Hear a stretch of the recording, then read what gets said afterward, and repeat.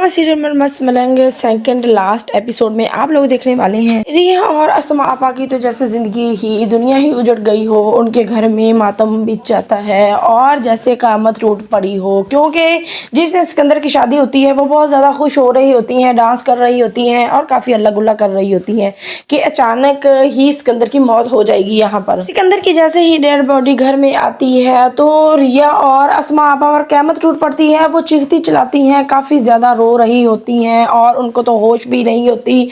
और रिया और यहाँ अस्मा आपा को यही यकीन आ जाता है, यही लग रहा है कि सिकंदर भाई को किसी और ने नहीं बल्कि कबीर और मुबीन खान ने ही मारा है। मुबीन और कबीर ने ऐसा इसलिए किया है कि हमारी दुश्मनी का बदला लिया है उसने। हालांकि ये हकीकत नहीं है, ना मुबीन ने मारा है ना ही कबीर ने, असल वाजिद ने मारा है। अपने दोस्तों के साथ मिलकर अपने सिकंदर दोस्त को उसने ही कत्ल कर दिया। मुबीना बेगम को जब ये बात पता चलती है कि सिकंदर का कत्ल हो गया है तो उसको बहुत ज़्यादा दुख होता है। वो बिल्कुल भी नहीं चाहती थी कि सिकंदर की मौत हो। अब वो जाएगी रिया और अस्मा के घर अफसोस के लिए। जैसे ही वो जाएगी मुबीना बेगम बोलती है कि मैंने कभी ऐसा नहीं चाहा था अस्मा के तुम्हारे भाई का कत्ल हो या ये मर जाए, मुझे बहुत दुख है, आप लोगों के दुख में मैं भी शरीक हूँ। यहाँ पर रिया बिल्कुल भी खामोश नहीं रहेगी और वो तंज़िया तौर पे कह देगी कि हाँ, मेरे भाई को जिसने भी कत्ल किया है मैं उसका बदला ज़रूर लूँगी और उसको जल्द फांसी के फंदे पर लटकवाने वाली हूँ। क्योंकि अस्मा और रिया को यही लग रहा है कि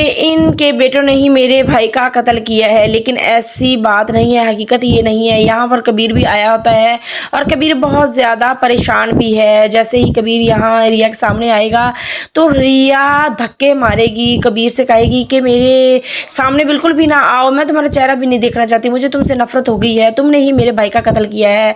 हालांकि ऐसा कुछ भी नहीं है। कबीर को भी पहले यही लगा था कि पता नहीं मुबीन ने ही कत्ल किया है। वो भागा भागा आता है, अपने भाई को कहता है कि आपने कत्ल कर दिया सिकंदर भाई को, आपने अच्छा तो नहीं किया। लेकिन आगे फिर मुबीन भाई ही बताता है कि यार मैंने कत्ल नहीं किया, और वो बताएगा कि कोई ना कोई दरमियान में है हमारा दुश्मन जो हम दो खानदानों को लड़वा रहा है और हमें सुलह नहीं करवाने दे रहा।